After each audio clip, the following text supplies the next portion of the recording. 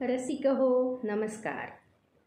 मनस्पर्शी साहित्य परिवार आयोजित एक पान कवितेचे विशेष कविता रसग्रहण उपक्रमात मी कवयित्री सौ रेणुका धनंजय मार्डीकर राहणार औसा जिल्हा लातूर मनपूर्वक स्वागत करते. कवितेचे नाव आहे नको नको रे पावसा. कवयित्रीचे नाव आहे इंदिरा संत.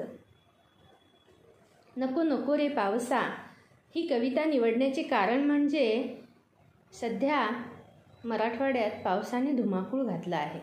शेतकरी त्रस्त आहे, पिकाची नासाडी झाली आहे आणि अशा वातावरणामध्ये हीच कविता मला योग्य वाटते. नको नको रे पावसा. आधी आपण मूळ कविता पाहूयात.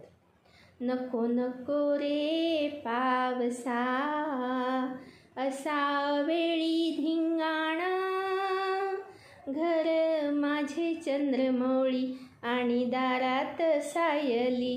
नको नको रे पावसा.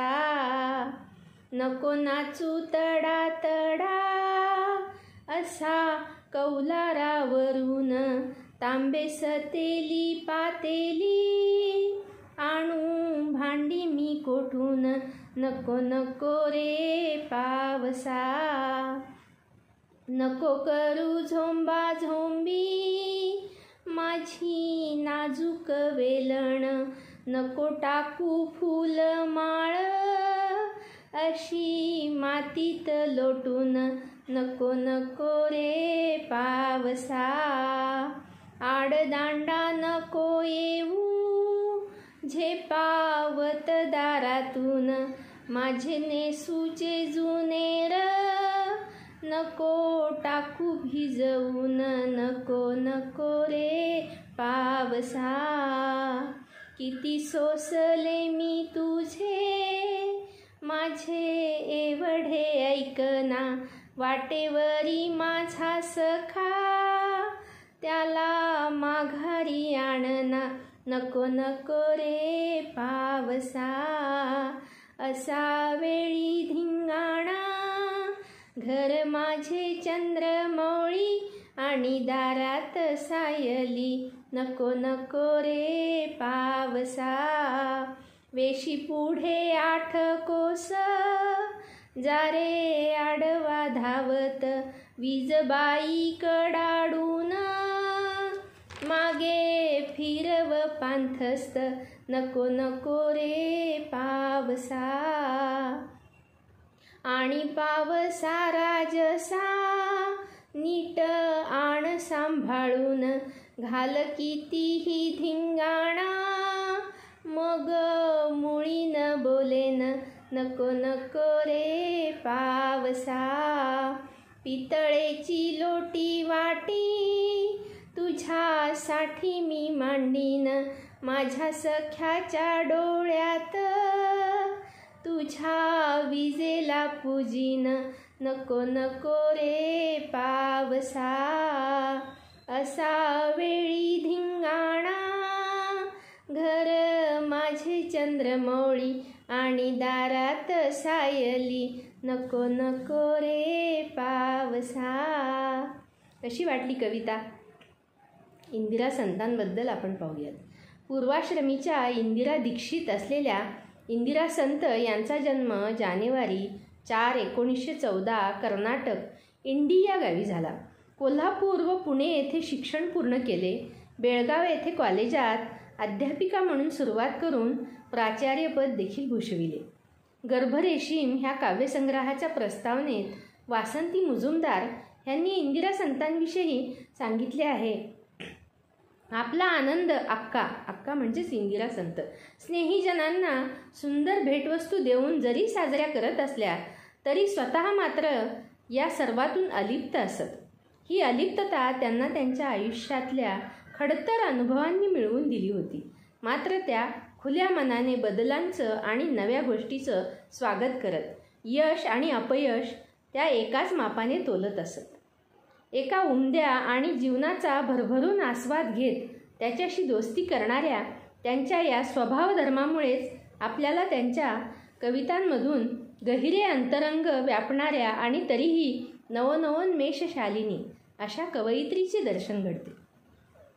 इंदिरा संत यांच्या समग्र कविता गर्भरेशीम, निराकार, बाहुल्या, मरवा, मालनगाथा, मृगजळ, मेंदी, रंगबावरी, वंशकुसुम, शेला इत्यादी कविता संग्रह प्रसिद्ध झाले आहेत. कदली, चैतू, श्यामली हे त्यांचे कथासंग्रह आहेत. मृद्गंध, फुलवेल हे ललित लेखसंग्रह आहेत. घुंगुरवाळा ही त्यांची कादंबरी प्रसिद्ध झालेली आहे. साहित्य अकादमी पुरस्कार त्यांच्या गर्भरेशीम या काव्यसंग्रहाला मिळाला.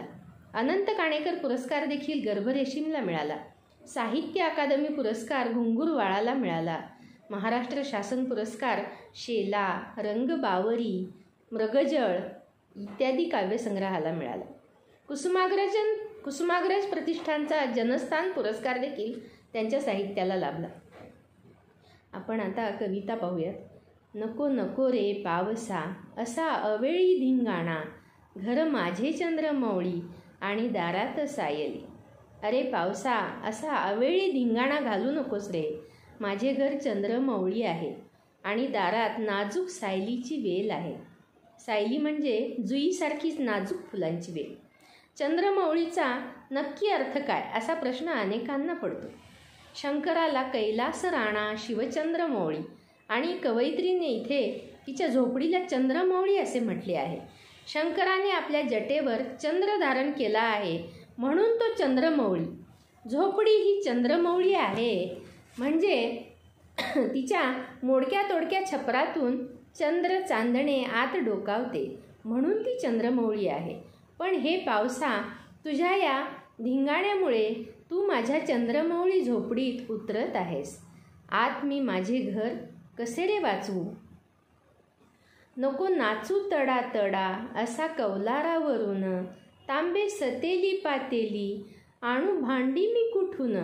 माझे चंद्रमौळी झोपडे नीट साकारलेले नसल्यामुळे तुझ्या तडातडा कौलारावर नाचण्याने पाणी घरात येत आहे आणि तुझ्या धारेखाली ठेवण्यासाठी माझ्याकडे भांडे देखील नाहीत रे, म्हणजे सतेली पातेली देखील नाहीत. तेव्हा तूच सांग मी कोठून भांडी आणू आणि तुझे घरात येणारे पाणी थांबवू, सांग पाहू. कष्टमय गेलेल्या जीवनाचे चित्रण कवयित्रीच्या लेखणीतून झरझर उतरताना दिसते. नको करू झोंबाझोंबी माझी नाजूक वेलण, नको टाकू फुलमाळ अशी मातीत लोटून. आडदांडा नको येऊ झेपावत दारातून, माझे नेसूचे जुनेर नको टाकू भिजवून. कित्येक कवींनी पावसावर प्रेमकाव्य केली, पण इंदिराबाईंसारखी कवयित्री जी पावसाला बजावून सांगते त्यालाही त्याच्या शिक्षकी पेशाची किनार आहे. लहानपणापासून निसर्गाशी दृढ नातं सांगणाऱ्या इंदिराबाईंवर पाश्चात्य सौंदर्यवादी लेखक शेले, बायरन यांचा प्रभाव होता. कौलावर तडतडा नाचून नाजूक वेलींशी झोंबाझोंबी करून आता हा पाऊस म्हणजेच आडदांड तिच्यापर्यंत पोहोचू पाहतो आहे आणि ती त्याला बजावते. माझं नेसूचं जुनेरं तुझ्यामुळे भिजवू नकोस, माझ्या वेलीची फुलमाळ अशी मातीत आडदांडा तू अशी मिसळून टाकू नकोस, तिची मोडतोड करू नकोस. माझ्याकडे नेसायलासुद्धा एकच लुगडं आहे आणि ते नेसूचं जुनेरं तू असं भिजवू नकोस रे पावसा, म्हणून ती त्याला बजावून सांगते. किती सोसले मी तुझे माझे एवढे ऐकना, किती सोसले मी तुझे माझे एवढे ऐकना, वाटेवरी माझा सखा त्याला माघारी आणना, वाटेवरी माझा सखा त्याला माघारी आणना. वेशी पुढे 8 कोस जारे आडवा धावत. कसं माघारी आणायला सांगतीये पहा कवयित्री.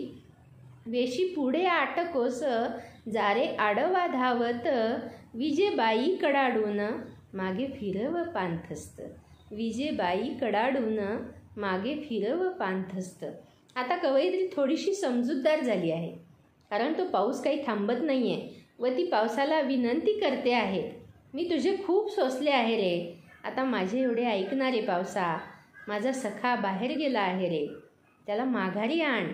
त्यासाठी वेशीपुढे 8 कोस त्याला आडवा धावत जा. अगं वीजबाई, तुझ्या कडकड आवाजाने पांथस्ताला म्हणजे माझ्या सख्याला माघारी पाठव. अशी ती विनंती वजा आर्जव पावसाकडे करते. आणि पावसा राजसा, आता ती राजसा म्हणतीये पावसाला. आणि पावसा राजसा नीट आण सांभाळून, माझ्या सख्याला नीट सांभाळून आण. आणि पावसा राजसा नीट आण सांभाळून, घाल कितीही धिंगाणा मग मुळी न बोलेन. घाल कितीही धिंगाणा मग मुळी न बोलेन, पितळेची लोटी वाटी तुझ्यासाठी मी मांडीन. माझ्या सख्याच्या डोळ्यात तुझ्या विजेला पूजेन, माझ्या सख्याच्या डोळ्यात तुझ्या विजेला पूजेन. यानंतर गोष्ट थोडा सूर बदलून पुढचा टप्पा गाठते. आडदांडापासून मागे फिरून पावसा राजसा हा निहायत सुंदर प्रास येतो आणि किंचित समजूतदारपणे पावसाला ती सांगते, नीट सांभाळून माझ्या सख्याला घरी आण आणि नंतर कितीही धिंगाणा घाल, मी मुळीच तुला बोलणार नाही, रागावणार नाही. तुझ्या कौतुकासाठी मी पितळेची लोटी वाटी मांडेन, तुझ्या विजेला मी माझ्या सख्याच्या डोळ्यात पूजेन. किती सुंदर कल्पना आहे पहा. इंदिराबाई एक तरल, हळूवार, तितक्याच ठामपणे विषयाला हात घालणाऱ्या कवयित्री आणि कथालेखिका होत्या. आई, पत्नी, मुलगी या नात्यातून स्त्रीची विविध रूपे त्यांनी कवितांमधून मांडली. श्री यशवंत देव यांनी लावलेल्या अत्यंत भावपूर्ण चालीवर गायिका पुष्पा पागधरे यांनी हे गाणे गायले आहे. काव्यसंग्रहामध्ये प्रवाही नदीसारखं चैतन्य वाटणाऱ्या कवितांमधून इंदिराबाईंनी चकित करणारं लेखन सामर्थ्य दाखवलं. या कवितेत दिसलेलं सौंदर्य, एकाकीपणा, अपुरेपण यापूर्वी इतक्या तरलतेनं क्वचितच कोणी मांडलं होतं. इंदिराबाईंनी निसर्गाची अनेकविध रूपं रेखाटली. हा निसर्ग अनेकदा एकट्या, स्वतंत्र, उरात कायम दुःख बाळगून असलेल्या स्त्रीची प्रतिमा बनूनही आला.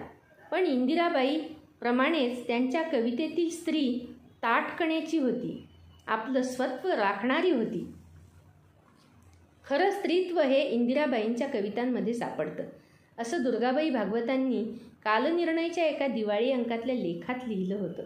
नको नको रे पावसा या कवितेची लय आणि कवयित्रीच्या मनातील गाढ प्रीतीचे दर्शन याचा मेळ या कवितेत इतका काही सुंदर जमून आला आहे की इंदिराबाईंची ही कविता काव्यरसिकाच्या मनात कायमचे घर करून राहिली आहे. शेवटी इंदिराबाईंच्या काही आर्तभाव असलेल्या ओळी मनात दाटून येतात. कधी कुठे न भेटणार, कधी न काही बोलणार, कधी कुठे न भेटणार, कधी न काही बोलणार, कधी कधी न अक्षरात मन माझे गोवणार, कधी कधी न अक्षरात मन माझे गोवणार, पण तिथेच रे तिथेच, पण तिथेच रे तिथेच, मिटूनी ओठ सांगणार, मिटूनी ओठ सांगणार, व्रत कठोर हे असेच, हे असेच चालणार, व्रत कठोर हे असेच, हे असेच चालणार. माझे रसग्रहण आपणास आवडले असेल तर नक्की लाईक करा, शेअर करा आणि सबस्क्राईब करायला विसरू नका, कमेंट करायला विसरू नका. धन्यवाद.